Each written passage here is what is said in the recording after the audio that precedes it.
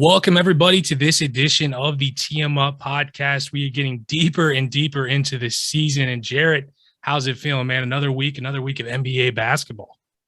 It's been an exciting week. Unfortunately, my team suffered a loss at the hand of the 76ers, but hey, we run it back tonight. We're recording this on a Saturday, so by the time this episode's out, you guys will know the outcome of the game. Hopefully, it's a 7-2 Bulls team, so that's what I'm hoping for. Yeah, and a rough week for Miami. Really, the way that they ended it, they have another game to bounce back here against the Jazz tonight, which everybody will know the way that ends up by the time this comes out. But we'll get to that here in a second, as we kind of want to lead off this podcast with kind of, I don't want to say a controversy, but something that's definitely been taking some headlines in the NBA so far this season. So by now, you guys have probably heard that the NBA agreed to a multi-year deal with Wilson to supply a new game ball that's being used throughout the league starting this season. While to us outside the game, a new game ball may not seem like a big change, but for some players, they've really noticed a difference. And some of them have even blamed this new ball to kind of their slow start of the season. But Jarrett, kind of what are your thoughts on this change so far, man? I think there's some validity in some of the conversations players have been having around the league with the new ball. I mean, they've been playing with the same ball for, I think, over 30 years when Spalding was in charge of handling the game balls for the NBA. So, I mean, you've played basketball before where you have like somebody has a Spalding and then someone throws out one of the Wilson evolutions. Like, obviously, when you hold a basketball, you notice a difference. Sometimes they're grippier, sometimes they're not. So, I think there's a valid argument many players are making. Paul George even said that not making an excuse or anything, it's just a different basketball. It doesn't have the same touch or softness as the Spalding ball had. So, a lot of players have mentioned there's different grips. Players like Duncan Robinson of the Heat even said, like, if I close my eyes and pick up a ball, I can tell which ball is which. Yeah. So there's obviously a noticeable difference. It could be attributing to the lower field goal percentages we're seeing. Right now, the league average is 44.7%, which is the lowest since 2005, and 34.3 from behind the arc, which is the lowest since 1999. I will note, though, that shooting percentages tend to be lower at the start of the season, so this could change and it could look normal. And we'll just have to see how the rest of the season plays out. No, I couldn't agree more. And I kind of dug into the numbers just a little bit more and just something that I wanted to do. I kind of went through, and for the last 4 years, I kind of just took the three teams at the top that had the highest field goal percentage and the three teams at the bottom. And I just kind of want to see what the difference between those teams are to kind of get an average. So I kind of went through, like, so far this season, Philadelphia's got the highest at 49.3. The lowest so far this season is Detroit at 39.4. So just kind of, yeah. So just kind of going through all that, the difference between the highest and low, and obviously it's still very, very early on in the season, but 9.9% is the difference. Just a comparison, last year, the difference between the top and the bottom was 6.2%.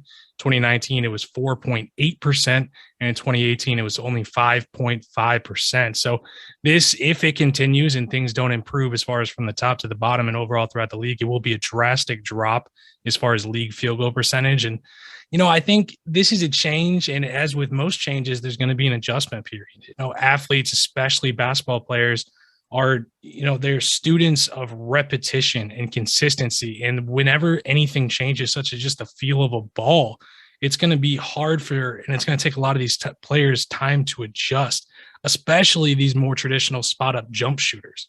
They're going to feel it the most. Guys that are banging down low and are just going for layups and dunks, not going to feel it as much. But like you mentioned, Duncan Robinson, he's definitely a jump shooter. Paul George, a jump shooter.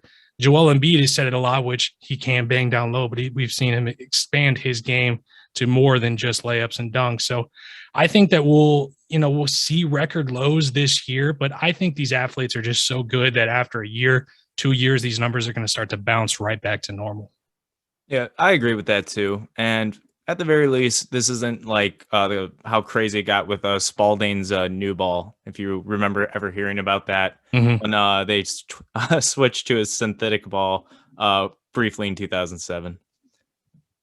Yeah, I know. And I think you said there was a quote that they're not trying to make excuses, and sometimes they're just reasons. But it almost seems like this is kind of a way out for some of these guys that maybe aren't shooting the ball so well. I know it hasn't been the easiest start to the season. I know everybody didn't expect to still be dealing with COVID and all the things that are going on with that, as far as the precautions and testing and vaccinations and all those kind of things. But I think a lot of guys are just off to a slow start. It's kind of got that feel of the season where it's just kind of like teams that you expected to be good aren't as good as they were going to be. There's new teams that are stepping up, and it's kind of that adjustment. But I think the league is really going to bounce back. Yeah. So in other news, according to NBC Sports, the NBA is expecting to make rule changes on those fast break take fouls. The change would take place most likely next season. Basically what that is when players are going on the fast break and a player on the opposing team essentially ends the fast break by making a non-basketball move foul, like wrapping the player up or something like that. What are your thoughts on it? Yeah, this is a tough one. And we kind of talked a lot on the last episode about rule changes. We were talking about the difference in kind of foul baiting. And for this one, it's a tough issue because I feel like it almost is in its own way another exploit in the game that the NBA is trying to kind of get out. You kind of said in the last episode that it's a bug and it's what people are taking advantage of. And I think the way to kind of discourage people from kind of breaking up these breakaway layups and dunks is the kind of the reinforcement of, well, what was it called? The reinforcement of just making sure that these guys, when they have these breakaways and you have no one out in front of you, that when these fouls are called, it has to be kind of a higher punishment to it, almost like a one free throw and possession to kind of discourage these guys from letting these guys go when they have an easy breakaway. And for me, it's just, you have to reinforce what a clear path foul should be. And it's almost kind of like a readjustment or changing what it says in the actual rule book for these referees to kind of, start to call it again. Fans want to see these fast breaks. They want to see these dunks. They want to see fast moving offenses. I think it's something that we'll see the league focus on more in the years to come. Like you said, change could come just as soon as next season. Yeah, I completely agree with you. I definitely think the main driving force for this with the NBA is the entertainment value. I mean, you've seen how many times like you start seeing like Russell Westbrook tearing down the court and someone wraps him up and you just hear the crowd go, ah, like, because they're waiting. They want to see Westbrook dunk. They want to see a crazy layup, maybe a pass out to the corner if there's some teammates streaking towards there. And it's just, it takes away from the entertainment value. It slows the game down. And I think it'd be a really great change, especially when my Chicago Bulls are among the league leaders in fast break points. I can't tell you how frustrating it is to see someone wrap up DeMar DeRozan or Zach LaVine as they're about to take off towards the hole. It's not fun to watch. The G League actually has this rule in place right now where basically if one of these non-basketball plays or fouls are called, they go to the line and then they get the ball out of bounds after the free throw shot. So and it's just a single free throw shot, which I think would be perfect for the NBA. So I'm all for it. Yeah, I think if they make the change, that's what the change is going to be. You give them essentially 1 point and then you give them the ball back because they want to see these guys on fast breaks. And I think the clear path foul is something we very rarely ever see called in the NBA. And it's something that has existed. And I think it's just it's going to take the NBA just to put some more emphasis on it. Like we've seen this year with the foul baiting. It seems like when they put their focus to something, they can start to eliminate it. I know we talked about in the last episode how a lot of people are happy to see, these 3-point shooters can't just jump into defenders and get 3 free throws. It's not going to happen that way anymore. It's more of a flow to the game. And I think, like you said, it slows down the game when these players are just wrapped up and DeMar DeRozan getting wrapped up. And it also, it puts an emphasis on the defense. It makes it so when you're out there, you want to play tough defense. You want to get these steals because fast break points are easy transition buckets. And that's where a lot of these guys make their money. That's where a lot of wins are made. If you're able to play defense and defense can turn into offense and you get easy buckets on the other end. Now, if only the NBA can figure out a way to clean up the flopping. Oh, we'd have a perfect game, let me tell you. Well, with the foul baiting, it's helping a little bit. I mean, they're still complaining. Don't get me wrong, but I think the flopping it's on its way down. I don't think it's as drastic as a decrease that we've seen with some of these other things. But man, I mean, it's a more fun game to watch. I will say over the last few years when they are starting to make these changes. I don't know about you, but I'm starting to. I think it's a lot more fun of a game to watch. I agree. definitely. And speaking of fun games to watch, so it was an up and down week for the Boston Celtics as they gave up 38 fourth quarter points to the Bulls in a loss on Monday. And then Yes, Thursday handed the Miami Heat their second loss of the season in a dominating 95-78 win. So we're just going to start here with the Bulls game. And Jared, I know you want to break into this one. So what did this game tell you about those teams? So it was kind of funny because the Bulls were down, I think by 12 at one point into the second quarter. It was kind of a back and forth first quarter where you saw the Celtics go on the run, then the Bulls would go on a run, and then it'd be point here, point there, back and forth. And then the Celtics opened it up in the second quarter. But the Bulls really never felt out of the game, which I haven't felt this way about the Chicago Bulls in a long time, where I can sit there in the second and third quarters and be relaxed and not stressed watching my team down 12. Because I'm like, they don't feel out of this. I feel like they're going to come back. And then getting into towards the end of the third quarter, we're down 19 with 2:53 left. And then all of a sudden they cut it to 14 to close the quarter. I'm like, okay, this is manageable. We were here a couple nights ago with the Knicks. Like, we can do this. And lo and behold, not only did they do it, but they crushed it. A 39-11 run in the final, I think it was 12 minutes of the game. They were the first team in the shot clock era, which started in 1954. The first team in the shot clock era to come into a fourth quarter down 14 plus points and win by 14 plus. So that shows that this team, the Chicago Bulls, know how to close a game. They know how to target other team star players and shut them down, because Jaylen Brown did not have, who was amazing in that game, did not have a great second half at all. And I think that was a key component in stopping the Celtics run and allowing the Bulls to get back into this game. Jason Tatum was shooting himself out of the game. He was shooting himself cold. So that also worked too. He's had a rough start to the season. But this Bulls team looked great, and it was a great win. But for the Celtics, they should not be blowing leads like that. They're a team that should, on paper, be able to compete with this Bulls team to make it close, but Bulls flat out blew them out. No, I agree. And for me, what I kind of took away was it was nice to see this young Bulls team really just face a little bit of adversity. You know, they're a good team that got good fast. And sometimes what you worry about with those teams is that they don't have to face this type of adversity. And then when they get to the playoffs, that all of a sudden scores are going to be lower, defenses played harder, and you don't know how they're going to react. But I think a game like this, where, like you said, they fell behind, they looked like they could have just easily took their foot off the gas, said, okay, they got us tonight, we're on to the next one, but they didn't do that. They continued to battle back. It was awesome to see. I mean, DeMar DeRozan, 37 points, Zach LaVine adding 26 himself. So anytime you're able to come back from that 19-point deficit, it's definitely nothing to scoff at. I mean, it was awesome to see the Bulls face that adversity. And for the Boston Celtics, man, it was early on in the season, it was just another one of those games that it looks like they should have won. And on paper, like you said, it's a good matchup. You know, you look at the guys that in the defenders that they have and the matchups, but it really was a game where the Bulls just refused to let slip out of their hands, battled back in the end, were able to come out on top. And I thought for the Celtics, that was just another warning flag for me. I know I've been on it all year. And then on Thursday, Boston got me back a little bit. That was a game I was excited for, with Miami taking on Boston. I thought it was going to be a pretty good game. I expected maybe like a 15-point victory for Miami, but nice little blowout. It was bad. And I had this coming. You know, I've been bagging on the Celtics all year. They responded by absolutely dominating the Heat in a game where Miami just didn't show up.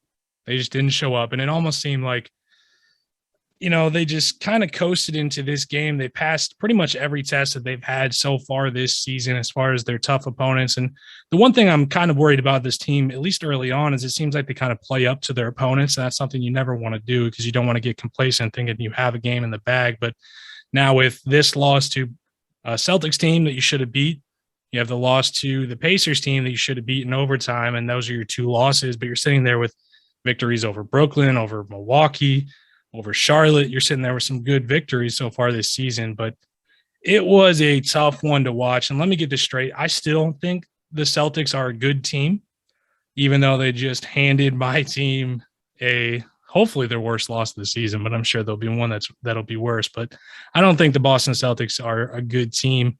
Miami just couldn't hit a jump shot to save their life. And hey, sometimes that happens. Kyle Lowry put up 6 points. Tyler Hero had by far his worst game of the season with 6 himself. They just got complacent, man. They've had a rough schedule to start this season. They mostly passed with flying colors, but they got caught off guard and got beat. Yeah. I still think the Celtics have a chance to make the playoffs. They have to put together like good stretches of games. That's the biggest thing for them. Jason Tatum has to find his rhythm because he's arguably close to being a top 10 player in this league. And this team needs that to play in this much tougher Eastern Conference this season. Jaylen Brown himself has looked like a top 15 player at times this year too. So they're really going to have to figure out how to get those two to play together well and figure out what this team's going to look like going forward, because this thing could come crumbling apart real fast with a new coach and a team that doesn't exactly fit well together at this point. Yeah, I still think they are crumbling apart. Don't get me wrong, just because that win with Miami, I'm still staying on that. I think this was a game where they caught a good team off guard. Miami, this has to be a wake-up call. They cannot continue to play up to their opponents where they come out. Like, I think tonight against Utah, no one would be surprised if they come out and beat Utah by 5 to 10 points. I don't think anyone would be shocked at that. But losing a game like this that you should have won, I think the Celtics still don't have it going. But what I was impressed with was their defensive effort. They were absolutely smothering on Thursday, which is something I don't think anybody really saw coming from that defensive effort. But maybe Marcus Smart kind of woke him up a little bit with his comments earlier in the week where he kind of said, teams know that we play through Jaylen and Jason, and that's all they're defending. So who knows what's to come for the Boston Celtics. I still think at the end of the day, they'll be on the outside looking in. I know you probably still think that they'll probably skate in there at the end of the Eastern Conference playoffs, but man, I don't know. That was a game that I think myself and Miami just want to forget about that one. All right. So kind of moving away from the game itself, a bombshell of a story came out this week dealing with Phoenix Suns owner Robert Sarver, who's owned the team since 2004, of just allegations of racism, sexism, you name it, basically everything bad under the sun, everything bad you could think of that an owner could possibly do to screw up. Some comments included him making comments to a former head coach, Earl Watson, about Draymond Green saying the N-word during a game, and then him relaying that to Earl Watson, saying the N-word himself over and over and over again, with which Earl Watson basically replied, "Hey, you can't say that, man. Like, you can't say that word. I don't care what the context is. You can't say it." And then Sarver kind of battling back, "Well, why can't I say it? Draymond Green can say it." Then there's other stuff dealing with race where apparently he made some insensitive comments during as far back as the Steve Nash free agency signing in 2004, where he made references to black guys in reference to Amari Stoudemire and a few other players that were in on that meeting. He also advocated for Lindsey Hunter to be hired over Dan Marley in 2013 as head coach, purely based on race. Same thing with Earl Watson, because quote unquote, Earl Watson can speak their language, referring to his predominantly black roster. It's a mess. There's a ton more I can get into, but first I just want to hear your thoughts on it. Yeah, this is awful. I mean, when you start to sit there and go through the reports, and whenever you have this many people, this many sources, obviously maybe some things might be taken out of context, but the overall message is this is awful. And there's no room for this in the NBA. We've seen this most recently with Don Sterling and the Clippers, where the hot water he got into also with racism, sexism, misogyny, basically everything under the sun. That just, there's no room for this. There's no room for this in our world, let alone in the NBA. You know, I just think the NBA is a league that they're not afraid to kind of address these social issues they've shown in the past. They're very outspoken, and the owner group, if they're smart, they'll make the moves to do everything they possibly can to get him away from the Suns and away from the league as quickly as possible, like they did with Donald Sterling. There's no shortage of rich guys that want to buy up an NBA team. I think that all these reports and everything, as it just gets worse, I think we're going to hear a lot more as it gets worse. And if Robert Sarver would ever listen to any sort of advice, he needs to step away from this He needs to step back, do any sort of apology that won't be taken by the fans, by people, because it's awful behavior. But at the same time, you just have to separate from yourself. You have to cut your losses, and we have to get Robert Sarver out of the league. Yeah.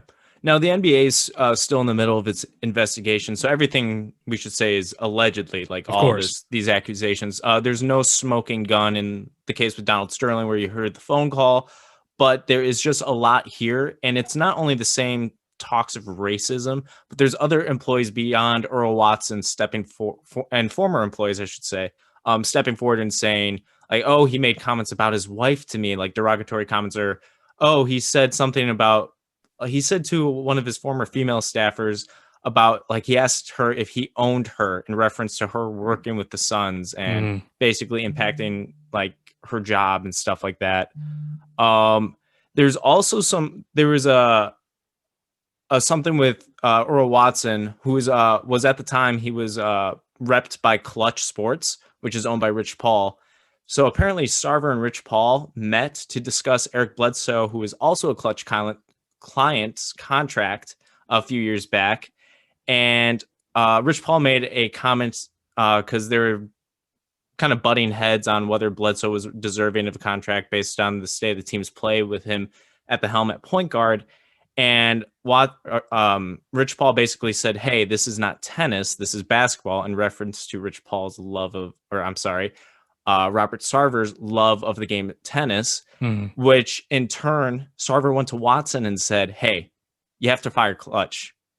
I don't want you fire Clutch or I fire you in 10 days. You have 10 days to decide this. And then Watson basically said, I'm not firing Clutch. Here, I will read a little thing from him. This is Sarver. Yeah, I will effing fire you, he told Watson. You have 10 days to think about it. Don't wait too long. Watson then explained the optics of a white owner asking a black coach to fire an agency led by a black agent. And then Sarver basically said, yeah, I understand that, what race you two are. And he's then said after that, so I'm asking you, how bad do you want your job? There's also reports that he finds diversity amongst his staff a distraction, and that basically too much diversity will lead to too many disagreements among the staff. Like, I'm assuming, I'm gonna go with these are true. This is all alleged, of course, but there's just too much here. If this is found out to be true, I have the fullest faith in Adam Silver and the NBA leadership that this man will be striked from the league, obliterated from existence. No doubt. And that's what I love about the leadership in the NBA. I mean, Adam Silver proved it to us with the Donald Sterling case in 2014. I feel so sorry for the former players, the current players especially, that have to field these questions to the media when they really have no involvement at all, but they're the faces of the franchise, and they're just getting hurled. And I mean, look who's in front of this franchise. Chris Paul. He had to deal with this in 2014 with Sterling right ahead of the playoffs. So this is the second time in his career that he's had to deal with an owner's controversy and stuff like that. I can't imagine the burden. Well, yeah, and when all that went down with Donald Sterling, we saw Doc Rivers really just try to take everything he could off of his players, realizing the position that he was in, as a black coach in the NBA, with all of his players, just trying to separate almost the team from the organization. I could almost see something here with Monty Williams, who's just kind of like, listen, we don't know what's going on above us. We don't know what's going on around us. But as a player, you're here in the middle of the season. You play for the Phoenix Suns. You had aspirations coming off an NBA Finals trip. You're the coach, Monty Williams, he's still trying to get the footing in his career coming off an NBA Finals trip. And I think this almost has to just be like a rallying cry for the team. Like, listen, we don't know what's going on around us. Just don't listen to the noise. We have the 15 guys here in the locker room. We have our coaching staff. That's all that matters. And I agree with you. I think Silver needs to and will take whatever steps are necessary to get a new owner into the Phoenix Suns. There's no shortage of billionaires that are looking to get in on the NBA game. The sale needs to happen as quickly as possible and get him completely separated from the league, in my opinion. I couldn't agree more. close the podcast here this time and go around with the tee 'em up section. So, Jared, who are you teeing up this week, man? Technical foul on the Los Angeles Lakers. You lost to the Suns again? First off, get the team right. It was the Thunder, not the Suns. Oh, I am sorry. There's a lot of it. Get the team right. Technical foul. You lost to the Thunder again. Yep. Oh my. You were up 19. Yeah. I don't care if you didn't have LeBron James. You have Anthony Davis and Russell Westbrook. Carmelo Anthony's coming off the bench. You have guys that know how to get this done. Who did the Thunder have? Shai Gilgeous-Alexander? Hey, he's becoming a star right before our eyes. He's a stud. Don't get me wrong. But who else? Josh Giddey. Okay. Derek Favors. You're gonna throw out Derek Favors as defense? All right. I'm not gonna lie. I when I watched one of the games, I saw Favors on the back of a jersey, and I couldn't believe that was Derek Favors because I think the last time I saw him, he had the short hair, almost a fade, and now he's got full long dreads. And I was like, "Is that really Derek Favors? That's where he went." I just remember him from Utah. But honestly, if you don't watch a few teams for a while, because players' hairstyles change so much nowadays, it's not like the old day where Iverson had the cornrows for 15 years, and Michael Jordan always had a shaved head. People's hairstyles just change, and then you're like, oh, wait, is that? I'm sorry, I don't have HD. Is that who that is? I saw Favors. I thought it was a rookie I was missing. I was like, this guy's playing pretty well. And then I looked up the roster. I was like, oh, it's Derek Favors. He's been in the league 15 years. Okay, he's playing pretty well because he knows how to do this. But hey, it happens.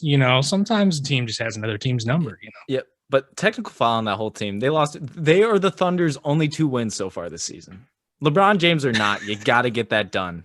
You have to get that done. Oh, man. All right. Who are you teeing up?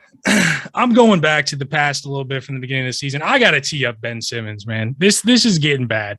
What is going on? He's still away from the team. He was most recently fined his game salary of $360,000, which I wish I could make that a 1 day's work for missing Thursday's game. But, man, all they want you to do is play ball. It's the game that you supposedly love, man. They don't care.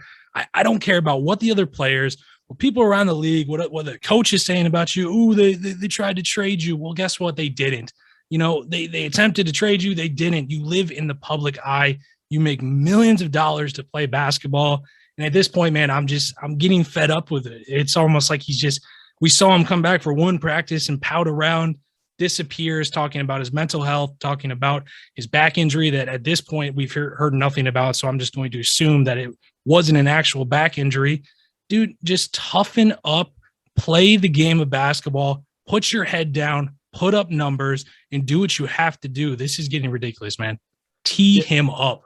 I think that is a great technical foul right there because, the Sixers came out and said he won't talk or see our team team doctors. And the Sixers are great. They're 7-2. Yeah, they're giving him every opportunity. Here, let us help you. We want you back on our team at least for right now because we need you if you're gonna be on this team come playoff time. And he's so resistant to everything. It's ridiculous. He's gonna keep getting fined.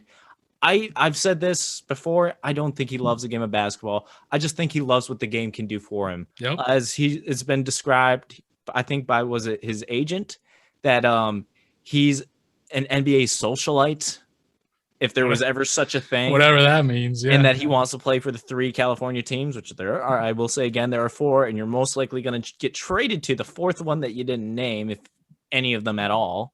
I'm so far out on Ben Simmons right now. I'm out. Bro, just come back to your stock. Come back to your 7-1 team who's at the top of the Eastern Conference as it sits right now. Come back, play the point guard position. Everybody knows you can't shoot.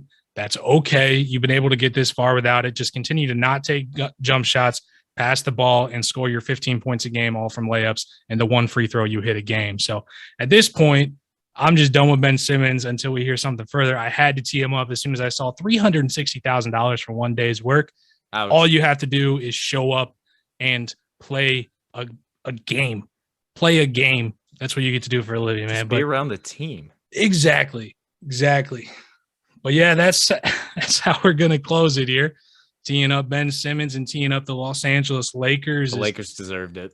Yeah, they do deserve it, as does Ben Simmons. But that's all we have for here today. So thank you all for joining us on the Tee 'em Up podcast. Be sure to check us out at Tee 'em Up on all of our social media platforms. We'll be back next week with another episode as we continue to get deeper into this NBA season. Have a great day, everybody, and thanks for listening. Make sure to share us with your family and friends.